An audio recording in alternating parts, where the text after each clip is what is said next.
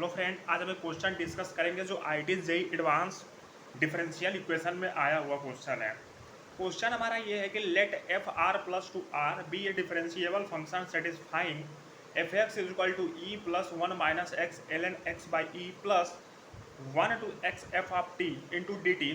For all x belongs to R plus if the area enclose by the curve g x is equal to x times of f x minus e to the power x using in the fourth quadrant is a, then find the value of a inverse। तो ये जो question है एक differential equation से है और हमको यहाँ गिवन है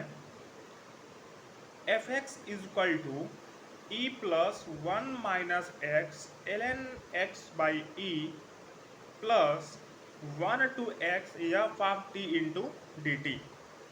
अब जो हमको ये फंक्शन हमको गिवन है हम इसको थोड़ा सा और सिंप्लीफाई करते हैं। F x is equal to e plus one minus x l N x minus one, क्योंकि एल एन ई की वैल्यू वन हो जाएगी, one to x f of t into d T.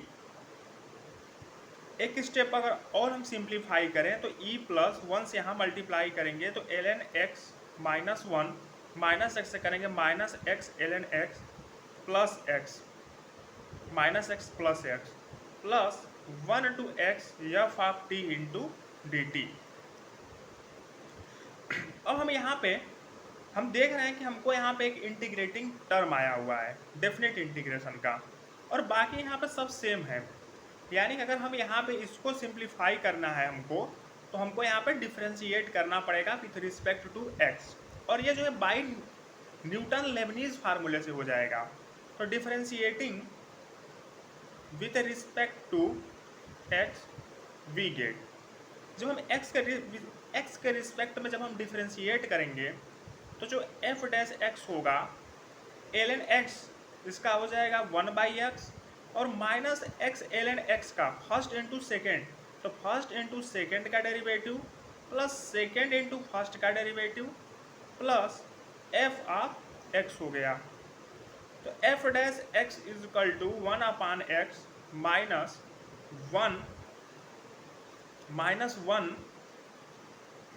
One, और यहाँ पे जब हम डिफ्रेंशिएट किए हैं तो यहाँ पे जो है हमारा प्लस वन भी आया है।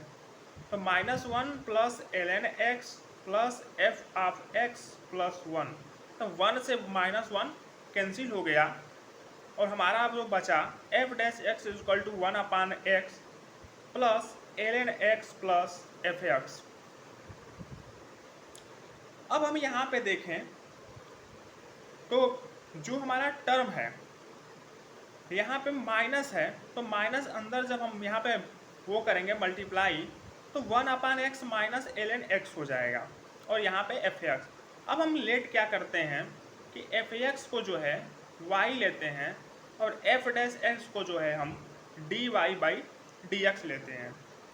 तो फिर यहाँ पे थोड़ा सा हम देखें तो d y by d x is equal to one upon x minus l N x plus Y,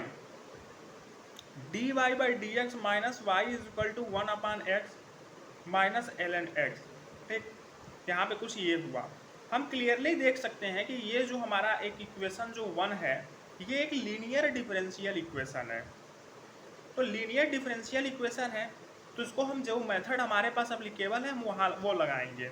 तो इंटीग्रेटिंग फैक्टर जो होगा e to the power minus f x, मतलब यहाँ पे क्या है कोफिशिएंट वन डी एक्स, तो ये जो होगा minus e to the power minus x आएगा इसका इंटीग्रेटिंग फैक्टर।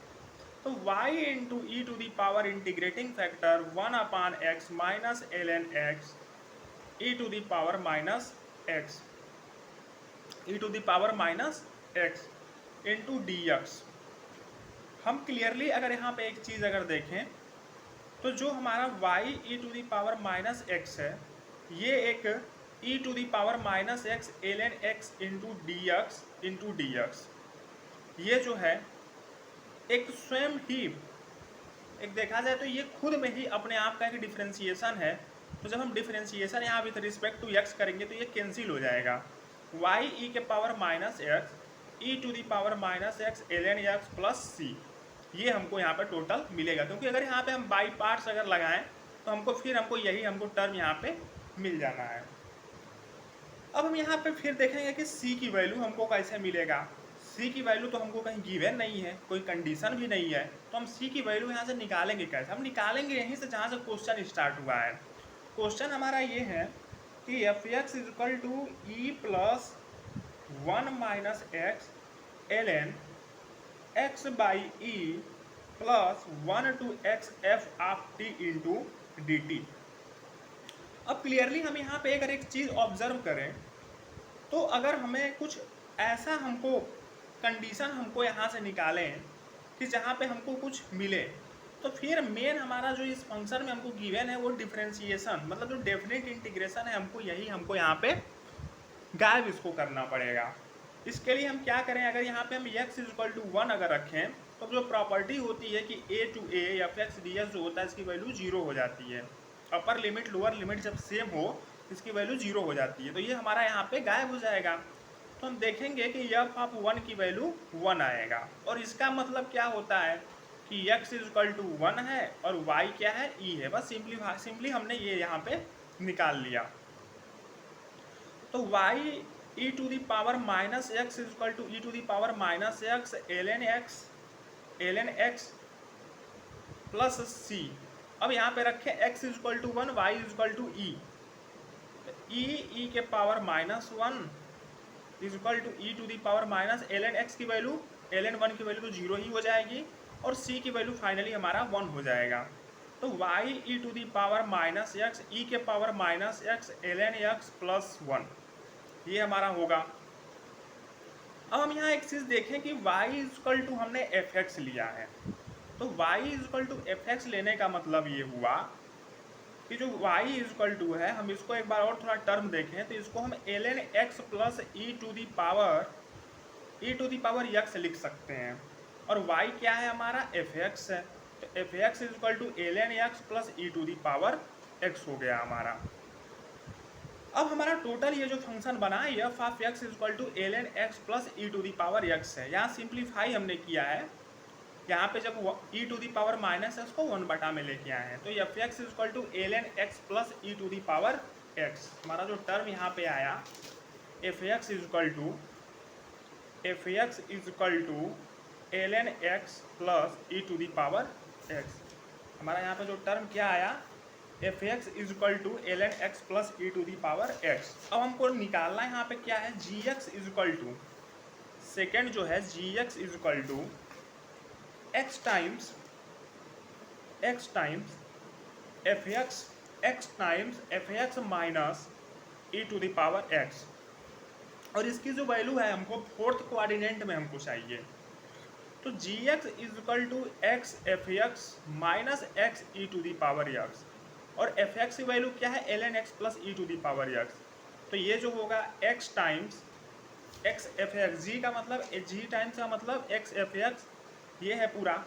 तो एक्स एफ एक्स, तो एफ एक्स क्या है हमारा l N x plus E to the power x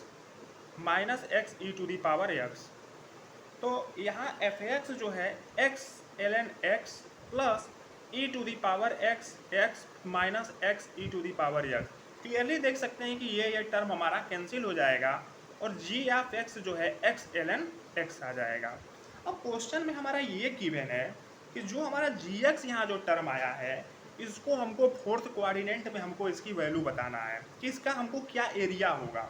तो हम यहाँ ये ऑब्जर्व करें कि अगर हम x को 0 करेंगे y को 0 करेंगे तो इसकी टोटल वैल्यू जी ऑफ 0 जो होगी ये भी 0 पे आ जाएगी। तो अगर ग्राफिकली देखा जाए तो इसका जो कर्व कुछ होगा ऐसे होगा, 0 यहाँ पे 1 और ये आगे ऐसे बढ़ता जाएगा। तो जो फोर्थ कोऑर्डिनेट में यहाँ पे कहा गया है, तो इसलिए फोर्थ कोऑर्डिनेट में जो एरिया जो होगी जी ऑफ एक्स की वो फाइनली होगी 0 to 1 x l N x into d x.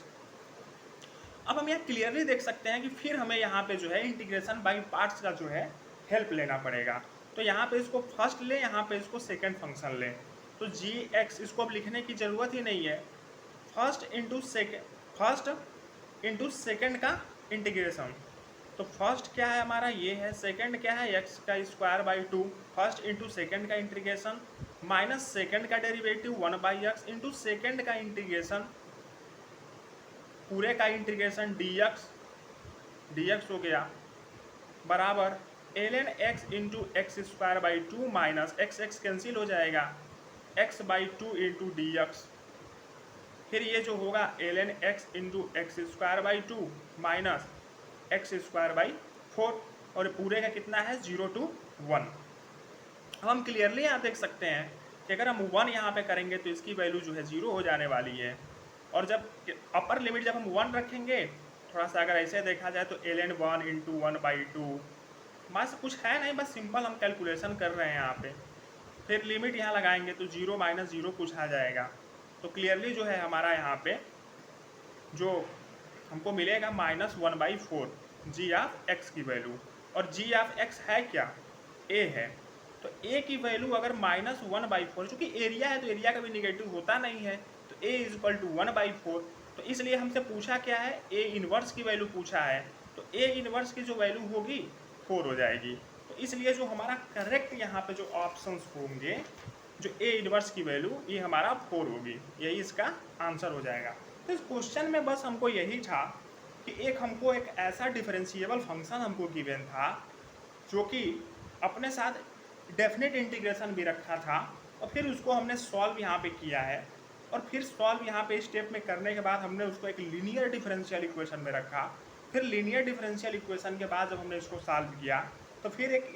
जो कांस्टेंट आया सी की वैल्यू, फिर हमने उसको फाइंड करने के लिए वहाँ पे भी थोड़ा सा हमने सोचा कि कैसे हमको सी की वैल्यू हमको मिल सकती है, और फिर इसके बाद हमने उसको निकालने के बाद जो हमारा जो भी टर्म आया, हमने एफ एक्स को एफ एक्स हमको मिला, और एफ एक्स मिलने के बाद जो है हमको जी एक्स जिसकी वैल्यू पूछ रहा था वो x times f x minus e to the power f x था, हमने यहाँ एफ एक्स की वैल्यू रखा, तो हमको टोटल हमको जो जी एक्स की आगे वैल्यू वो एक्स ln x मिला।